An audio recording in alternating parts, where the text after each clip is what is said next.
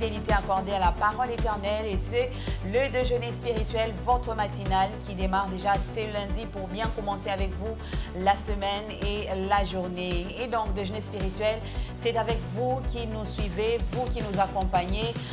C'est avec aussi l'équipe technique qui nous transporte jusque chez vous, jusque dans vos maisons, dans vos lieux de travail, de partout où vous nous suivez. Mais le déjeuner spirituel, c'est aussi sur ce plateau avec Papa Pati Toko qui nous rejoint pour cette semaine. Bonjour Papa Pati. Bonjour. Vous allez bien? Oui, ça va. Alors on dit bon lundi à vous. Merci à vous aussi. Alors avec vous, on va passer toute une semaine grâce au Seigneur pour partager autour de la parole, s'entraider autour de la parole du Seigneur. Surtout, vous allez nous soutenir dans les questions spirituelles. Mais on va passer aussi, chers téléspectateurs, des moments où nous allons découvrir, hormis les questions spirituelles, découvrir tout ce que le Seigneur nous a mis à cœur ce matin, des petites découvertes, des connaissances à partager avec vous. On commence déjà par une bonne action de grâce avec vous, Papa Pati, pour bien démarrer la journée et la semaine tout de suite. Oui, gloire à Dieu, nous allons prier. Notre Dieu, nous te sommes reconnaissants, éternel notre Dieu, si nous sommes encore debout. C'est, Seigneur Dieu, ta grâce qui a fait assez que nous puissions être comptés parmi les vivants. Merci, éternel notre Dieu, pour ce beau matin. Merci, éternel notre Dieu, pour cette émission et tous ceux qui vont nous suivre. Père de gloire, nous voulons te confier, éternel notre Dieu, ce numéro du début à la fin. Éternel notre Dieu, contrôle toutes choses, les aspects techniques et tous les aspects notre Dieu liés à cette émission. Que Seigneur Dieu Tout-Puissant, tu te glorifies, Père éternel, au finish. Seigneur notre Dieu, que tout, Seigneur, te donne gloire.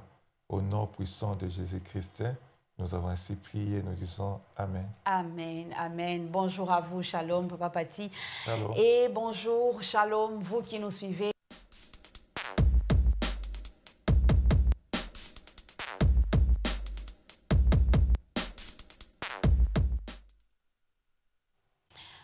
Voilà, Papa Pati, on a la pensée de ce jour. Ça sera une première pensée pour cette semaine, une première pensée pour cette journée que le Seigneur nous offre aujourd'hui. Je crois que c'est une pensée de pasteur Guy Amani et non du pasteur Atoms.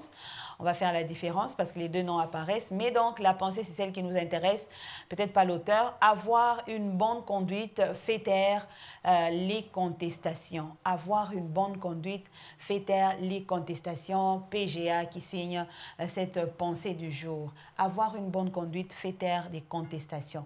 Est-ce qu'on a besoin de faire taire les contestations? Avant de parler de la conduite, Frère Pati, est-ce qu'un enfant de Dieu a besoin de faire taire les contestations s'il y en a? Bon, je peux dire que nous ne faisons pas les choses de façon à faire taire les contestations, mais la pensée, quand vous essayez un peu de comprendre, c'est que notre conduite, même s'il y a des gens qui s'opposent, il y a des gens qui disent le contraire de ce que nous sommes, tout ça, mais c'est notre conduite qui vont les pousser à pouvoir changer leur point de vue à notre sujet. Oui. Donc, c'est un peu ça. Donc, vous vivez votre vie normalement, mais ceux-là qui ont l'habitude de pouvoir dire les négativités, c'est eux qui vont constater que, en tout cas, ce qu'on dit de la sœur Valentine n'est pas vraiment la réalité parce que nous la voyons faire ceci, faire cela, alors que ce que nous entendons dire d'elle, ce n'est pas ce que nous voyons dans sa vie pratique. Alors, donc la conduite d'un enfant de Dieu est aussi à regarder et il doit tenir compte de cela parce que les gens vont voir et d'autres prennent l'exemple sur cela. Effectivement, d'ailleurs, c'est la conduite qui est capitale parce qu'à travers la conduite, on peut amener les gens dans le Seigneur. J'aime un serviteur de Dieu qui a dit que Christ ne nous a pas seulement apporté la parole, mais il nous a apporté sa vie. Donc, pour dire qu'au-delà de ce qu'il pouvait dire, il était capable de vivre ce qu'il disait. Oui. Donc, c'est ce qui est fort. C'est ce qu'on dit que ce que nous faisons crie plus fort que ce que nous disons. Donc, c'est un peu dans le même sens. Nous sommes appelés à manifester une bonne conduite. Et bien sûr, Christ a insisté aussi là-dessus. Même Jean-Baptiste, quand il a commencé, les pharisiens venaient à lui et il leur a dit que qui vous a appris à fuir la colère de Dieu en vous faisant baptiser, mais produisez d'abord des fruits dignes de la repentance. Donc, conduisez-vous de façon à ce qu'on puisse voir vraiment que vous avez changé, ou bien conduisez-vous de façon à ce que vous déclarez puisse être conforme à votre qualité de vie. Donc, la conduite, c'est très capital. Aujourd'hui, on a une certaine difficulté dans la chrétienté parce que souvent, nous confessons des choses que nous ne sommes pas à mesure de vivre. Oui. Il y a beaucoup de gens qui se disent chrétiens, mais ils sont là en train de voler. Ils se disent chrétiens, mais ils sont là dans l'impudicité. Ils se disent chrétiens. Vous voyez, la conduite contredit ce que nous sommes en train de confesser. Oui, oui. Les actes sont très capitaux. Donc, c'est d'ailleurs biblique. Oui. Donc, notre conduite donc, va faire cesser la contestation. C'est là où Dieu nous attend. Oui. Il ne nous attend pas seulement dans les domaines de confesser des choses, dire des choses, réciter des versets, mais il veut à ce que nous puissions vivre ces vérités-là. Oui. Et est-ce que pour les personnes qui vivent bien, qui marchent bien avec le Seigneur, mais qui sont quand même mal vues, où les gens parlent en mal et comment est-ce qu'on doit vivre si on rencontre ces genres de personnes? Des gens qui parlent toujours en mal de nous, mais nous savons que nous vivons bien avec le Seigneur. Parce que je sais que même Jésus, tout le monde ne disait pas du bien de lui. Mais en croisant ces genres de personnes, quelle doit être notre conduite en tant qu'enfant de Dieu? Bon, en tant qu'enfant de Dieu, comme la Bible, là, je vais paraphraser, nous dit qu'on puisse dire du mal de nous, mais qu'on ne puisse pas nous trouver dans ces choses-là. Oui. Donc, notre problème, c'est de pouvoir voir, alors, ce que les gens disent par rapport à ce que moi je fais, est-ce qu'ils ont tort ou ils ont raison? Si vous voyez quelque part, parce que quelqu'un disait que même dans les critiques négatives, on peut toujours tirer des leçons ou bien tirer quelque chose de ces critiques-là négatives. Donc, vous regardez, si vous trouvez que vous êtes avec le Seigneur en conformité avec la parole de Dieu, vous continuez à vivre votre vie parce que nous ne sommes pas aussi appelés à faire l'unanimité. Oui. Tout ça. Donc, c'est comme Paul disait que je ne me juge pas moi-même. Et donc, personne aussi ne peut le juger parce qu'il était conscient de la façon dont il menait sa vie chrétienne. On ne veut pas dire qu'on soit un peu qu'est-ce que je pourrais dire?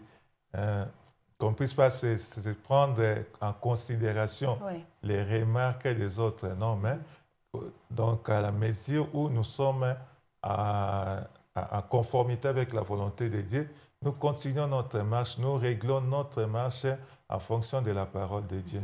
Notre marche doit être réglée en fonction et uniquement en fonction de la parole du Seigneur, pas en fonction de ce que les gens peuvent dire. C'est ce que Frère Paty a dit, il faut que l'on parle du mal de vous, mais que l'on voie le contraire.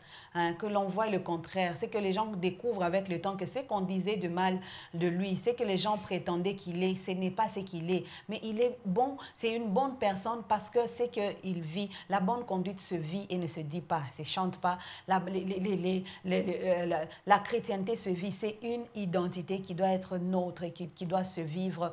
Je suis Kapalou, je vis en tant que Kapalou et c'est comme ça. Vous êtes Kasongo, vous vivez en tant que Kasongo, c'est l'identité que les parents vous ont donnée et c'est comme ça que de Dieu, nous sommes enfants de Dieu et nous devons vivre cette divinité en nous.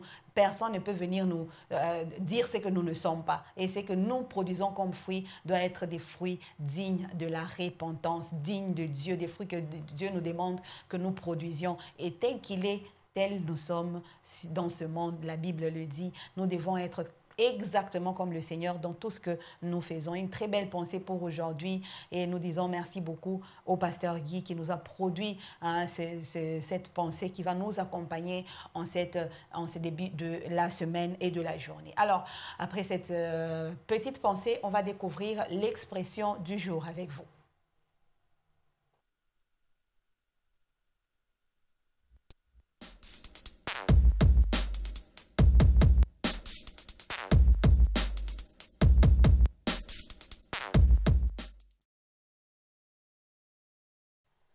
Alors, voici l'expression du jour, joindre les deux bouts du mois, qui veut dire gagner suffisamment d'argent pour assurer une vie décente entre deux versements de salaire ou deux rétributions, gagner sa vie et assurer sa subsistance.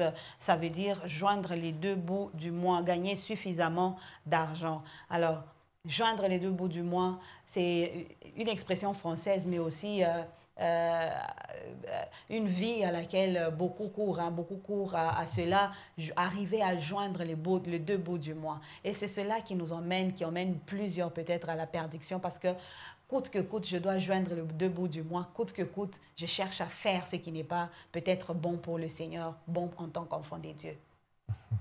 Bon, l'idéal, c'est que nous puissions arriver à joindre les deux bouts, comme on a dit. C'est ça l'idéal. Dans les endroits où les conditions sont réunies, Oui. les gens peuvent facilement joindre les deux bouts. Et il y a aussi, même ici, ceux qui ont un standing dans des conditions un peu données, ils ont la possibilité de joindre les deux bouts. Alors, il faut seulement chercher à les joindre en bon uniforme. Oui. C'est ce qu'on conseille aux enfants de Dieu. Nous ne sommes pas des partisans d'un certain enrichissement à tout prix. Donc, nous dépendons de Dieu. Si ce que nous gagnons ne nous permet pas encore, Dieu nous a dotés d'une certaine intelligence, on peut multiplier des activités à gauche, à droite, tout ça pourvu que nous puissions arriver à joindre les deux bouts, mais Oui. pas de façon malhonnête. Oui. Donc, c'est un peu ça. Nous devons joindre les deux bouts du mois dans l'honnêteté. Mais quand un salaire, parce que là on dit joindre les deux bouts du mois, qui veut dire gagner un salaire suffisant pour arriver à avoir une vie aisée. Et si on ne l'a pas, c'est là. Est-ce que si on arrivait que le salaire n'arrive pas à joindre les deux bouts du mois, ce n'est pas une bonne raison peut-être pour y ajouter certaines choses, parce qu'aujourd'hui même les enfants de Dieu commencent à voir les bonnes justifications pour détourner de l'argent, pour voler de l'argent, pour mentir au travail, pour falsifier les documents, parce que le salaire qu'on me donne, Dieu lui-même sait que ce n'est pas suffisant. Ouais, même si Dieu sait que ce n'est pas suffisant, mais Dieu ne nous pousse pas dans le péché parce que nous sommes appelés à pouvoir compléter ce qui manque, tout ça, non? On peut, lorsque nous regardons bien, sincèrement parlant, si vous essayez de voir du début du mois jusqu'à la fin du mois, vous allez vous rendre compte que ce n'est pas le salaire qui nous fait vivre. Oui. Vous allez voir, il y a toujours des interventions miraculeuses. Peut-être on va dire c'est parce que vous êtes chrétien, Oui. tout ça, serviteur, ceci, cela, mais même ceux qui ne sont pas serviteurs, même des chrétiens simples, si je peux le dire ainsi, Oui. vous allez expérimenter que Dieu ouvre toujours des portes. Même dans cette impossibilité de joindre les deux bouts du mois, Oui. vous allez vous rendre compte que ce n'est pas votre salaire qui vous fait vivre. Il y a ceux qui gagnent peu, qui n'arrivent pas à joindre les deux bouts du mois, mais ils sont en vie. Oui. Ils sont là, ils mangent chaque jour. On peut se poser des questions, mais comment est-ce qu'on fait pour essayer de déterminer le mois? Nous avons vu les gens se parler au sujet du mois de janvier. On a C'est comme ça. l'impression que C'est ce le mois le plus mois-là long. avait 45 jours, C'est 60 ça. jours, tout ça. Mais et le mois de janvier est passé. Il y a ceux qui ont vécu décemment sans pour autant tripoter à gauche, à droite, tout ça, dans la crainte de Dieu, mais ils ont traversé ces mois et puis nous sommes au mois de février, Oui. le mois le plus Le court, plus tout court. ça, et puis Dieu nous prend en charge. Ce n'est pas à force des efforts que nous fournissons que nous maintenons en vie, c'est Dieu qui nous prend en charge. Et Ça va. il arrive des fois, vous posez la question, mais d'où est venue cette C'est ça, intervention? comment j'ai fait? Comment j'ai fait pour que je puisse m'en sortir, tout ça? Donc, quelque part, il y a cette providence de Dieu, la Oui. providence divine est là. Waouh, on la vit tous les jours, cette providence. Il suffit de reconnaître la main, cette main qui est derrière nous en train de nous soutenir. Vous sentez, il y a un moment où on sent on est en train de tomber, on est en train de lâcher prise. Mais il y a une main. Il y a une main invisible qui nous soutient. Et vous allez voir que joindre les deux bouts du mois, c'est seulement par la grâce du Seigneur, on peut dire ça. Il ne faut même pas oublier, la Bible dit que la vie de l'homme ne dépend pas de ce qu'il a. Hein? Quoi qu'il peut être en abondance, mais sa vie ne dépend pas de ça. Il y a de ceux qui peuvent avoir un salaire de 5 000 $, mais qui se retrouvent dans des complications de santé qui font assez que ça demande plus que les 5 000 $ là qu'ils gagnent. Oui. Vous comprenez? On a vécu des gens, on a vu des gens qui ont vécu ces réalités-là. Ils ont beaucoup d'argent, mais cet argent-là, c'est toujours les ordonnances, des choses comme ça, C'est tout ça. ça. Donc, mais celui qui a peu, peut-être 200 seulement le mois, il arrive à être en bonne santé tout au long de l'année. Il ne tombe pas malade. Ce sont des migraines, des petites maladies là, tout ça, il est, mais avec beaucoup d'argent, des maladies compliquées qui demandent des interventions vraiment onéreuses. Alors, la vie ne dépend pas seulement de l'argent ou de ce qu'on possède, tout ça. Il y a plus que l'argent. Il y a Dieu aussi qui intervient. Et il y a toujours ces interventions divines qui se manifestent dans notre vie pour que nous puissions arriver à joindre les débuts du mois. Donc, il faut compter beaucoup plus sur Dieu. Et si vous vous rendez compte que vous avez peu, demandez à Dieu de vous donner la sagesse pour voir comment fructifier le peu que vous avez ou bien créer d'autres sources d'entrée de façon un peu, de façon honnête pour essayer de compléter ce que vous avez. Dieu nous a doté de l'intelligence. On a toujours cette intelligence-là. Quand vous priez, Dieu peut toujours vous orienter. À part le salaire, tu peux faire tel commerce, tu peux faire ceci, tu peux faire cela pour compléter et ça va réussir. C'est comme ça que les choses se passent. En tout cas, parlons de la providence parce qu'on en a parlé avant de finir sur cette expression. Joindre les deux bouts du mois, c'est par la grâce, on l'a dit, et il y a toujours la providence et Dieu qui vient nous soutenir par rapport à ce que nous faisons honnêtement. Mais pour ceux qui se retrouvent, par exemple, il y a un mois où les enfants ne partent plus à l'école ou une année où il n'y a pas moyen d'aller à l'école, les enfants ne peuvent plus puisqu'il n'y a plus rien. Il y a des jours où on passe comme ça sans manger. Est-ce qu'on parlera toujours de la providence de Dieu ou on va dire que la providence de Dieu est deux fois sélective? Pour nous qui connaissons Dieu, nous disons que toute chose concourt au bien de ceux qui aiment Dieu. Lorsque nous parlons de la providence, là, tout dépend aussi de la souveraineté de Dieu. Parce qu'il peut permettre aussi que vous puissiez passer toute une journée sans manger. Mais cela ne dit pas que Dieu vous a abandonné ou bien il est absent de votre situation. Mais d'une manière ou d'une autre, vous allez vous rendre compte que cette situation-là était pour votre bien. Donc, bon, ceux qui ne connaissent pas Dieu, ils ont une façon de voir la lecture des choses. Ce n'est pas que nous sommes devenus un peu laxistes ou bien on vit dans une certaine résignation. Non, c'est la foi et nous comprenons, nous savons faire la lecture des choses par rapport à notre marche avec le Seigneur. Parce que les païens ont toujours tendance à dire, mais si Dieu existe, pourquoi c'est là? Non, Dieu n'est pas là pour donner des justifications par rapport à ce qui se passe. La Bible dit qu'il est sur son trône, il fait ce qu'il veut. Oui. Donc, on compte sur ses bontés, sur sa grâce, on compte sur ses bontés, on compte sur sa providence, mais au-delà de toutes ces choses-là, il y a sa souveraineté, c'est lui qui conduit les choses au gré de sa volonté. Oui. Donc, que vous puissiez avoir à manger, que vous ne puissiez pas l'avoir, que les enfants puissent aller à l'école ou pas, comptez sur Dieu, priez et Dieu sait comment est-ce qu'il peut vous faire sortir de cette situation. Wow, très bien dit. Joindre les deux bouts du mois qui est une expression pour les enfants des dieux et les enfants des dieux peuvent l'utiliser au moins parce qu'on sait que c'est honnête ce que nous gagnons, nous pouvons joindre les deux bouts du mois honnêtement. Là, nous pouvons le dire et le dire tout. C'est comme ça que je dis, c'est en tout cas une expression pour nous, enfants des dieux, une expression que nous pouvons utiliser avec beaucoup de fierté parce que nous savons qu'il y a toujours la providence des dieux. Aujourd'hui, vous manquez, demain, vous en aurez. Aujourd'hui, vous n'étudiez pas, demain, le Seigneur va secourir. Aujourd'hui, il n'y a rien, demain, il y aura quelque chose. C'est une expression que nous pouvons utiliser aussi avec beaucoup de foi. Par la grâce de Dieu, je vais joindre les deux bouts du mois. Par la grâce de Dieu, je vais arriver à finir le mois de février. Par la grâce de Dieu, l'année va finir. Par la grâce de Dieu, je payerai le Minerval.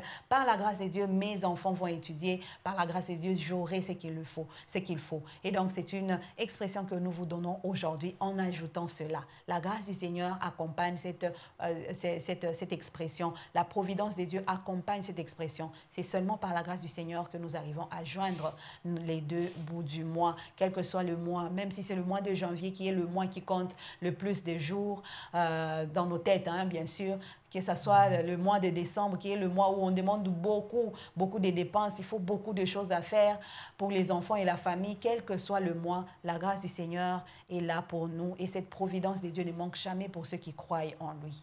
Et voilà.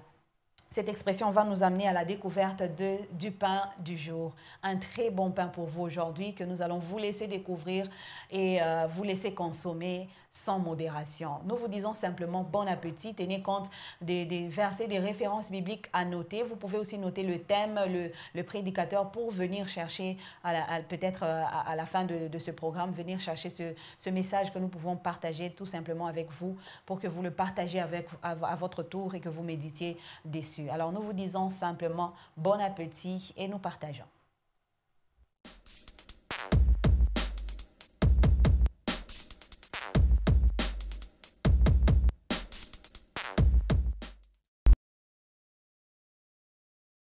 David a régné, il est passé, Abraham a vécu, il est mort, mais je suis est toujours là. Celui qui l'a appelé est toujours là. On parle de l'appel du Seigneur.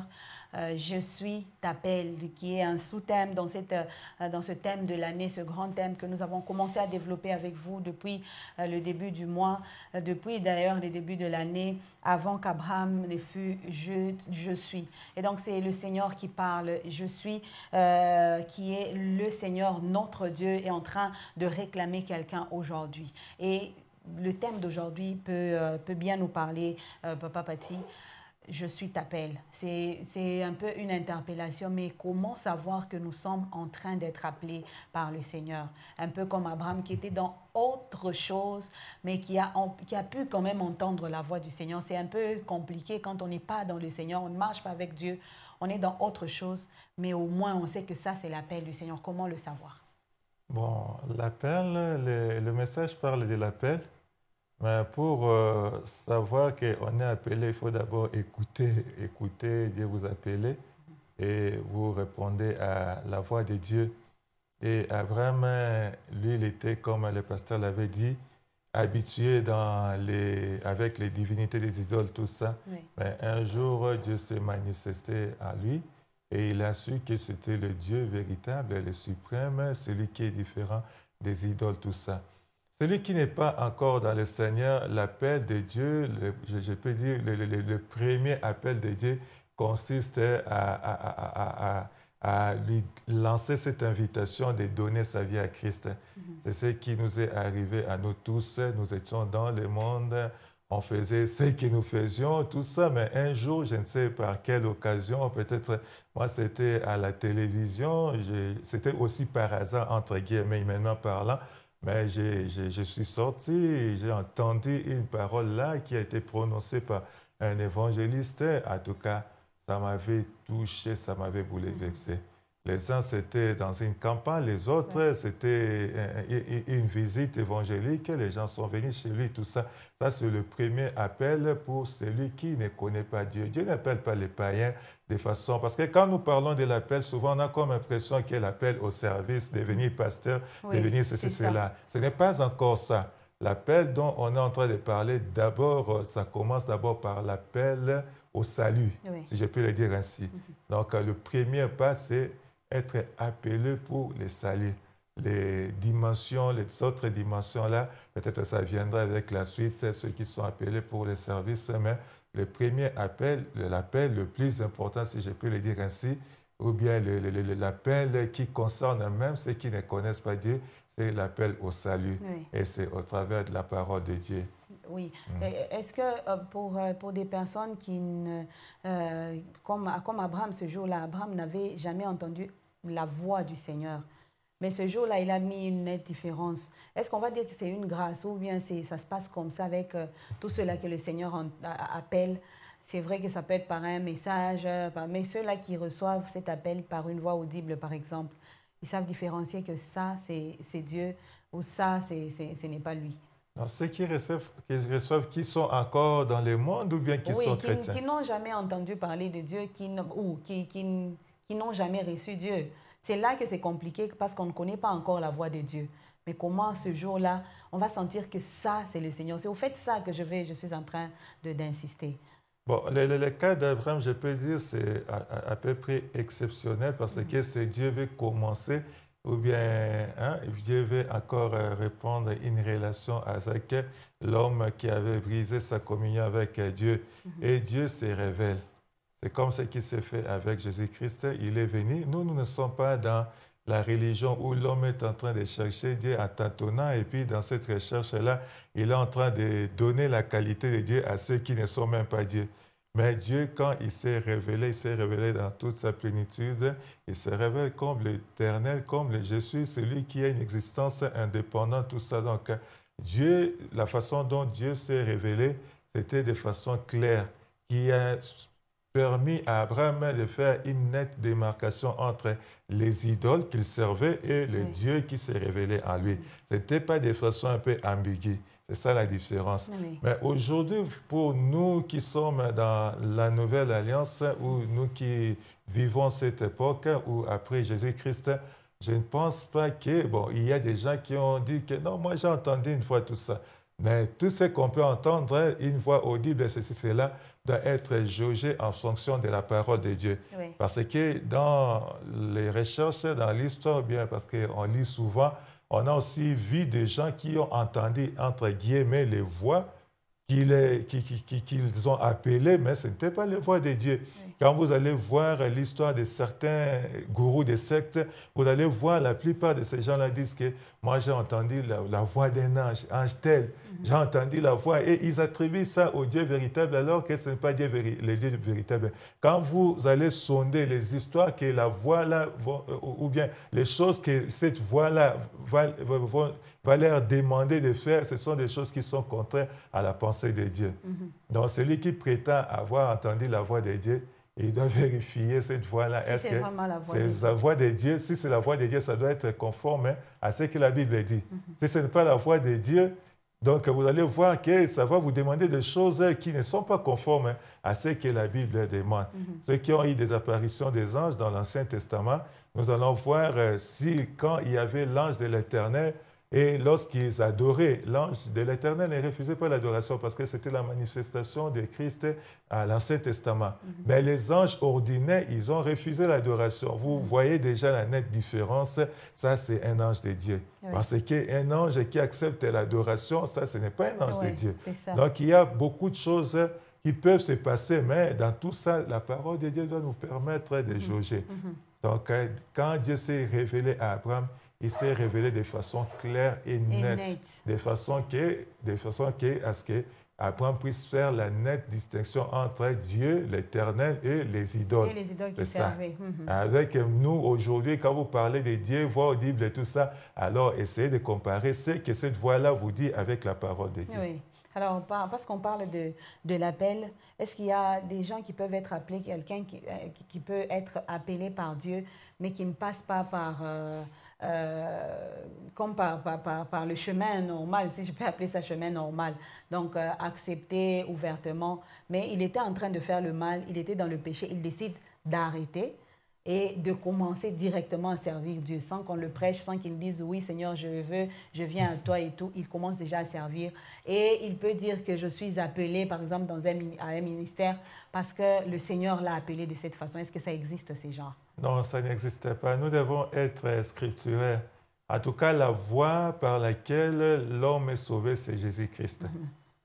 Il peut utiliser des moyens. Il y a ceux-là peut-être qui ont reçu des miracles, qui ont vécu des miracles, mais au travers de ces miracles-là, il y a la révélation de Jésus-Christ. Et il a pris conscience de son péché. Parce que nous devons prêcher quand même. Aujourd'hui, il y a quand même cet amalgame-là. On ne sait pas, on est sauvé comment les gens s'improvisent, serviteurs de Dieu. Tout. Le passage obligé. La Bible dit dans Actes 4, 12, le nom qui nous a, je paraphrase, été donné pour les salis. Le seul nom, c'est le nom de Jésus-Christ. Oui. Vous comprenez? Oui. Donc, toute personne qui reçoit l'appel de Dieu doit passer par Christ. Donc, c'est Christ qui est le centre, au centre. On commence d'abord par recevoir Christ, reconnaître son état de perdition, que je suis perdu, j'ai besoin d'un sauveur, j'ai besoin de quelqu'un qui va me pardonner de tous mes péchés. Vous reconnaissez, vous n'avez pas cette conscience-là que vous êtes en danger. Est-ce que vous pouvez crier au secours, vous pouvez appeler les numéros d'urgence pour les pays où les choses sont organisées? Non. vous êtes là et qu'il y a un incendie, vous serez là, tout ça. Mais celui qui se sent qu'il est en danger, il va composer les numéros d'urgence pour qu'on lui vienne au secours. Tout doit commencer par là.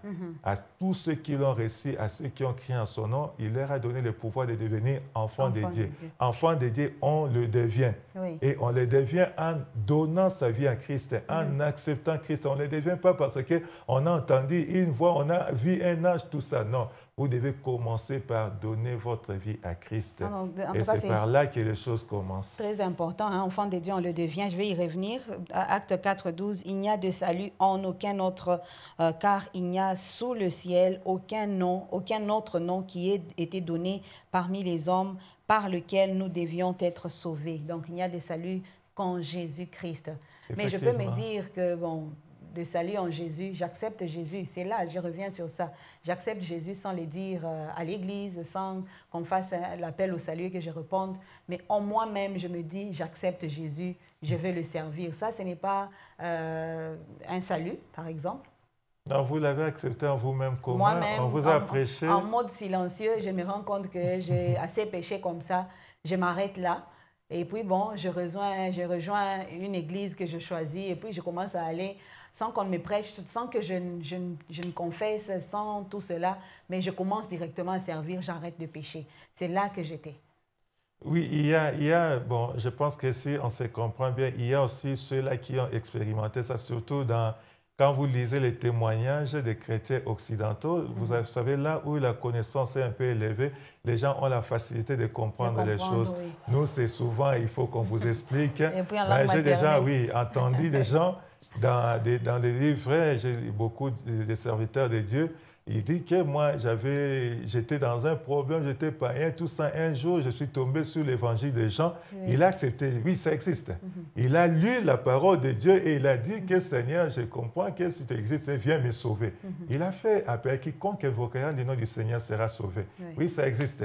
Ce n'est pas nécessairement que ça se passe à l'église. Ça peut se passer même au marché. On a prêché et vous avez répondu à l'appel, tout ça. Au marché, il n'y a pas d'église, la personne est passée et puis vous avez dit que non, je dois rejoindre une assemblée où on invoque le Christ en vérité, en toute vérité. Et vous allez là-bas, ce n'est pas moins sali que le salut qui se passe à l'église. Donc, c'est de ça c'est normal. Mais ce que j'ai condamné, c'est de dire que non, moi j'ai entendu une voix sans pour autant faire ses pas de foi, donner sa vie à Christ ou dire que non, je suis sauvé, et puis vous êtes là en train de fabriquer votre propre doctrine. Non, là, c'est dangereux. Et c'est ce qui a conduit beaucoup de gens à créer des sectes parce qu'ils ont prêté à ta foi, à une certaine voie, à une certaine manifestation mystérieuse. Moi, je suis sauvé parce que j'étais très gravement malade et puis j'ai été guéri miraculeusement. Les miracles ne sauvent pas. Vous pouvez être guéri miraculeusement, l'intervention de Dieu, mais malgré cette intervention miraculeuse, vous devez faire le pas de foi en acceptant Jésus-Christ. Oui. Parce qu'il y a beaucoup de gens qui commettent ces règles. Parce qu'un jour, j'ai reçu beaucoup de gens dans l'entretien des baptêmes des membres. Ils disent, quand est-ce que tu as été sauvé? Ils disent que non, un jour, ma sœur était décédée. Après ces jours-là, c'est depuis ces jours-là que je suis devenu chrétien. J'ai dit que non, on ne devient pas chrétien parce qu'on a vécu une expérience un peu, une circonstance un peu qui vous a troublé, tout ça. Oui, rejoindre l'Église, c'est bien, mais en rejoignant l'Église, vous devez maintenant donner votre vie à Christ. Est-ce qu'il y avait une parole qui vous a été prêchée, qui vous a exposé votre état de perdition, à laquelle vous avez répondu pour dire que non, je reconnais que je suis pécheur. Donc, c'est ça un peu le problème. Il y a beaucoup de gens qui font la confusion. Oui. Mais si vous-même, vous avez lu la parole, comme les exemples que j'ai donnés des Occidentaux, il est tombé sur l'Évangile, il a lu, il a compris que c'est Jésus-Christ qui est Dieu, Seigneur, et il a prié, Seigneur, viens me sauver, je t'accepte. OK, c'est bon. Alors, vous avez dit, en passant, avant de terminer, quelque chose d'important, j'ai dit que j'allais y revenir. Chrétien, on le devient. Est-ce qu'on n'est pas chrétien d'une certaine façon? Bon, mon père est pasteur, ma mère aussi est servante, et puis je suis née dans une famille chrétienne et tout ça. Est-ce que j'ai besoin aussi d'être appelée ou je peux passer directement au service dès le bas âge, à 5 ans, 6 ans, je commence à chanter à l'écodim et puis j'entre à l'église et puis ça peut marcher comme ça aussi? Ou est-ce que même ces enfants qui sont nés dans des familles totalement chrétiennes sont obligées aussi de donner leur vie à Christ, de dire oui officiellement pour se lancer? Ça, c'est le principe qui est énoncé dans la parole de Dieu. Je vais lire dans Jean 1. La Bible dit, Jean 1, à partir du verset 12, « Mais à tous ceux qui l'ont reçu, à ceux qui croient en son nom, elle a donné le pouvoir de devenir enfants de Dieu, lesquels sont nés non du sang, ni de la volonté de la chair, ni de la volonté de l'homme, mais de Dieu. » Vous voyez les négations qu'on a énumérées, oui. Non du sang. Hein? Il y a une question d'hérédité lorsque nous voyons les sangs. Donc, même si mon père, c'était l'archibishop, apôtre, si c'est qui, mais je suis obligé de pouvoir faire cette expérience personnelle d'accepter Christ dans ma vie. Le salut de Dieu n'est pas héréditaire. C'est dans d'autres religions, entre guillemets, leur salut, qui n'en est pas un d'ailleurs, et c'est fait de façon héréditaire, il n'en est pas ainsi avec le christianisme. Donc, le salut, c'est individuel. On devient, même si vous êtes né à l'église, d'ailleurs, on reçoit beaucoup de cas comme ça, des gens qui disent que moi, je suis né à l'église, on était habitué dans les choses de Dieu, depuis 6 ans déjà, j'étais à la chorale, tout ça, oui. Mais vous allez voir que lui-même a dit que c'était comme une habitude, je ne comprenais pas la portée des choses jusqu'à l'âge de 25 ans. Un jour, on a prêché, j'ai compris que j'étais religieux en quelque sorte, mais je n'avais pas encore donné ma vie à Christ, c'est ça. Donc, vous devez donner votre vie à Christ. On ne joue pas à l'hérédité. Oui. Bien sûr, il y a des enfants qui reçoivent Christ à l'écodim à l'âge de 8 ans, 9 ans, tout ça. Ils étaient là à l'écodim par entraînement de la famille. Oui, c'est ce que la Bible aussi nous appelle parce que nous voyons les enfants du monde, les gens du monde, ils le font. Et quand il est dans une certaine religion, tout le monde obligatoire.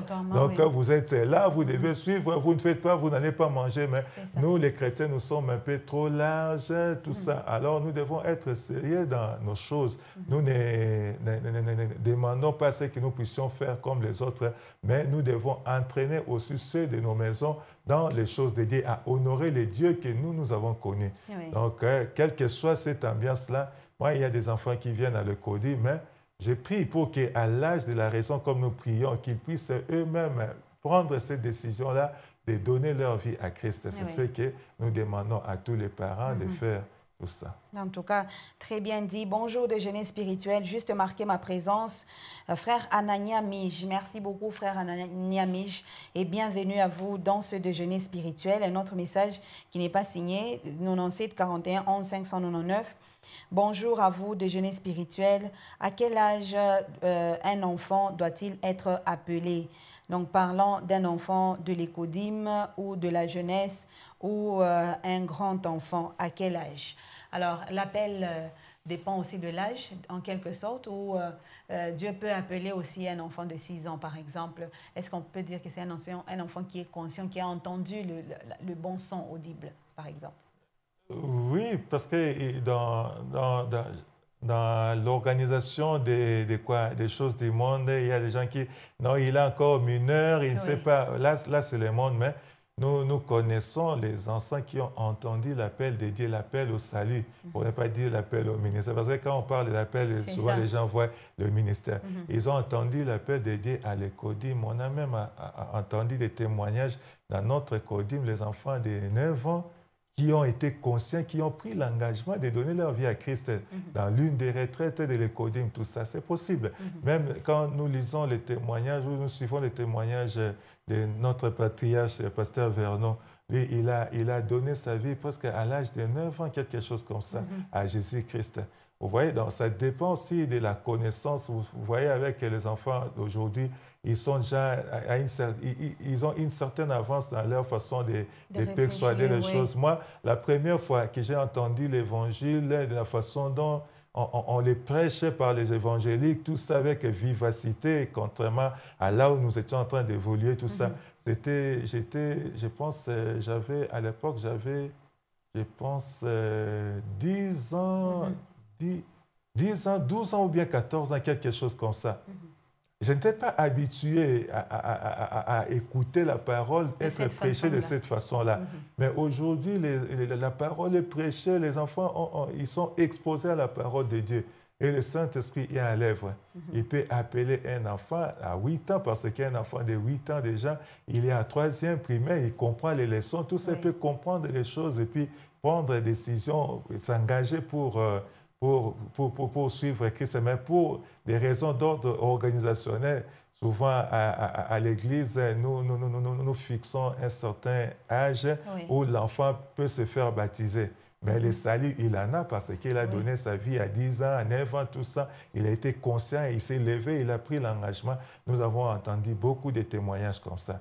Donc, Dieu, quand il se révèle à quelqu'un, donc ça dépend de Dieu. Oui, il y a un dernier message, la même personne qui revient pour dire, donc il y a une différence entre l'appel au salut et l'appel au ministère.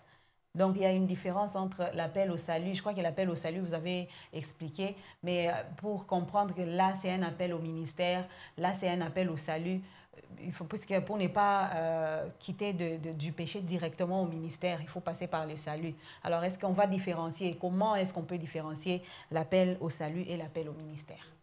Bon, il y a une différence. Parce qu'on ne peut pas devenir ministre de Dieu sans pour autant être chrétien de nouveau, tout ça.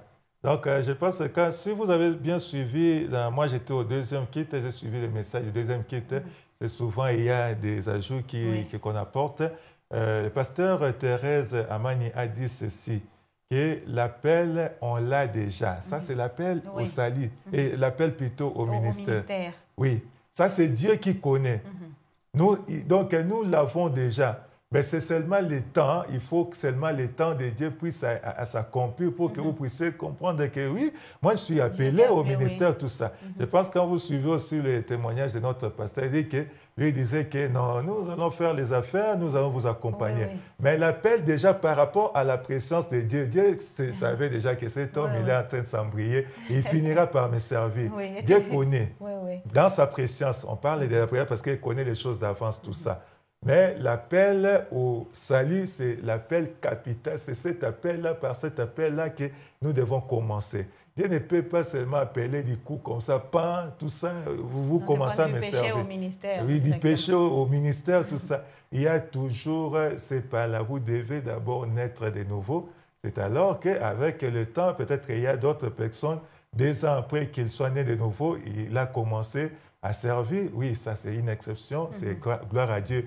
Il y a d'autres 10 ans, il y a d'autres 20 ans, il y a d'autres, ça a pris beaucoup de temps pour qu'ils puissent être convaincus de son appel au ministère. Il était déjà sauvé, il a fait 30 ans dans les choses de Dieu. C'est 30 ans après qu'il s'est rendu compte qu'il a été appelé, il a été convaincu, tout ça. Mais ce qui est capital, c'est d'abord l'appel au salut. Donc, dans ce message-là, l'appel de Jésus, je ne sais pas si vous avez suivi ça dans la chaîne, vous allez comprendre qu'il y a tous ces appels-là, c'est dans ces messages, l'appel au salut et puis l'appel au ministère.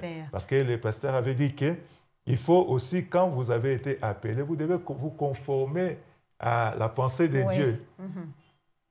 Moïse a été appelé, mais il est allé comme ça avec des enfants non circoncis, tout ça. Donc, vous voyez qu'il y a cet aspect-là de l'appel au salut et de l'appel au ministère qui vient souvent après. Mais dans la présence de Dieu, il connaît déjà.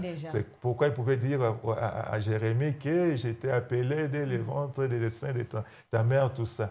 Parce que lui, il connaît, mais nous ne connaissons pas. Moi, je ne connaissais pas. Moi, j'étais en tout cas très attaché à la science et à ce que je voulais faire, tout ça. C'est avec le temps qu'on a été convaincus. C'est comme ça que les choses se passent. Et le Seigneur lui-même se salit les mains, si je peux dire ça comme ça. Il arrange les choses lui-même.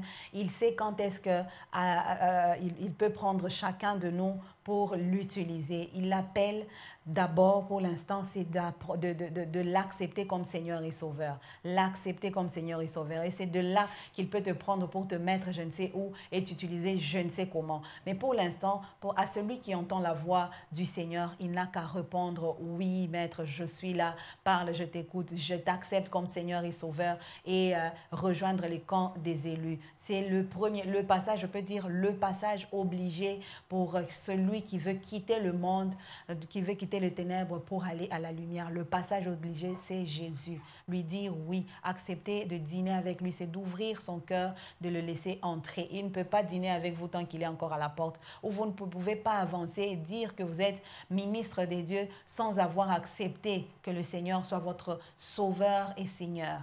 Et de l'accepter comme Seigneur et Sauveur, c'est de l'accepter dans votre vie, le laisser entrer, de diriger votre vie. Et c'est maintenant, après cela qu'il va vous orienter pour peut-être un ministère, si oui. Et donc, c'est lui-même qui en est maître. Il fait les choses comme il le veut. Aujourd'hui, on découvre qu'il y en a qui avaient pensé qu'ils seraient des hommes d'affaires, mais aujourd'hui, ce sont des grands prédicateurs de l'Évangile. Ils sont là-dedans. Papa Paty nous dit aujourd'hui, il pensait qu'il serait un homme de science et faire ce qu'il voulait. Mais aujourd'hui, c'est un grand prédicateur parce que le Seigneur lui-même le savait. Il savait quand est-ce qu'il devait le sortir d'où il était pour l'amener dans l'Évangile, le plonger dedans. Et voilà, donc, merci à vous qui écrivez et vous qui nous rejoignez. Un message qu'on peut lire aussi. Vous pouvez nous écrire au 081 42 44 406, faire comme ses frères et ses sœurs qui nous écrivent. On va aller découvrir ces messages. Bonjour, parole éternelle, c'est Dan, Mama Anto Moulongoy, Béniciel, Achou et Tercia Moulongoy. Merci beaucoup à vous. Merci d'être avec nous et merci de nous écrire ce matin. Je t'encourage de ne pas abandonner Dieu et connais ta réalité, peu importe ce qui t'arrive. Nzambe Azaya Nzombo le soir, tant que tu respires, crois que tout t'arrivera. Merci beaucoup, frère, qui nous écrit au 081 53 82 305. 082 67 32 263. Merci d'être avec nous aussi ce matin. Il nous dit juste bonjour. Alors,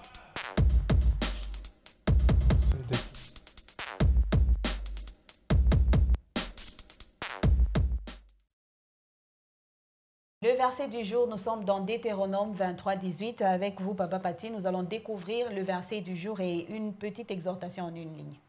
Oui, verset du jour, tu n'apporteras point dans la maison de l'Éternel ton Dieu le salaire d'une prostituée, ni le prix d'un chien pour l'accomplissement d'un vœu quelconque, car l'un et l'autre sont en abomination à l'Éternel ton Dieu. Deutéronome 23, 18. Tu n'apporteras point dans la maison de l'Éternel ton Dieu le salaire d'une prostituée, ni le prix d'un chien, pour l'accomplissement d'un vœu quelconque, car l'un et l'autre sont en abomination à l'Éternel ton Dieu. Amen. Oui, c'est ça la pensée du jour. Dieu n'agrée pas les offrandes du péché, parce qu'il y a ceux qui croient que l'Église se contente seulement des offrandes, peu importe les origines des offrandes. Non, Dieu n'a pas besoin des offrandes d'abord. Dieu a d'abord besoin de la personne et les offrandes qu'il agrée, ce sont des offrandes qui sont gagnées de façon digne. Oui. Peut-être vous donnez à l'insu du pasteur, ne dites pas que moi je donne tout ça, ainsi, pourquoi ils prennent? On ne sait pas, mais ce n'est pas agréé par Dieu. Vous êtes en train de jeter votre argent, si je peux le dire ainsi. Oui. Donc, en gros, on peut étendre, ce n'est pas seulement la prostitution, mais il y a beaucoup de péchés qui rapportent les braquages, la contrefaçon, le banditisme et toutes ces choses-là, les détournements même, tout ça, ce qui se passe souvent. Alors, n'apportons pas, on n'achètera jamais la conscience de Dieu à partir de ce que nous donnons à l'Église. Donc, soyons saints dans toute notre conduite, même dans la façon de donner. Même surtout dans la façon de donner, on est saint et on doit l'être et le demeurer. N'apportons pas ce qui n'est pas agréable à Dieu. Ça sera juste de l'argent donné comme ça. Quelqu'un dit toujours qu'une offrande non agréable à Dieu, c'est une cotisation d'une ONG. C'est seulement comme une cotisation d'une ONG parce que le Seigneur ne reconnaît pas, même si votre pasteur est soi-disant content de vous parce que vous offrez trop, vous êtes le gros poisson de l'Église, vous donnez tous les jours, mais le Seigneur ne vous voit pas. Le Seigneur ne voit pas et n'agrée pas, n'accepte pas ces offrandes-là. Et c'est cela la pensée, le verset du jour aujourd'hui, Nombre 21, 22, 23 à lire pour la journée d'aujourd'hui. Ne manquez pas aussi à partager avec nous le mercredi autour de la parole sur les tranches de lecture qui ont été faites sur toute la semaine. Et c'est comme ça que nous finissons ce déjeuner. Avant de finir, nous disons bonjour à quelqu'un qui nous écrit en dernier. Nous allons lire son message. Bonjour ma famille. Même les hommes jeunes célibataires peuvent venir à cette grande réunion le samedi. Merci beaucoup. Frère Roi David, la réponse est claire. Ils peuvent venir. Voilà. Jeunes, comme il dit lui-même, jeunes célibataires. Vous pouvez venir, vous êtes déjà adulte, hein? Vous êtes déjà adulte, vous êtes les hommes jeunes célibataires, vous pouvez venir frère et apprendre ces choses qui sont importantes pour papa que vous êtes de demain. Et donc, soyez là à partir de 16 h le samedi. Nous vous disons merci, merci à tous ceux-là qui nous ont écrit, qui nous ont suivis, même sans nous écrire, qui vont peut-être nous suivre en rediffusion ou sur nos réseaux sociaux, qui vont peut-être, qui sont en train de nous suivre en direct sur la parole éternelle, application sur Play Store. Merci d'être avec nous. Merci de partager ce moment avec nous, un moment agréable dans le Seigneur. Et surtout, nous disons merci à notre invité de la semaine. Frère Paty, nous allons nous retrouver demain avec vous grâce au Seigneur. Amen. Donc avec vous, on se retrouve demain. Merci en passant à notre réalisateur Frère Paul qui nous a accompagnés pour la journée d'aujourd'hui. Le prochain rendez-vous est pour demain. Nous vous disons shalom, que vos robes soient gardées avec beaucoup d'attention, blanche comme la neige. Le Seigneur revient bientôt. Au revoir et à demain.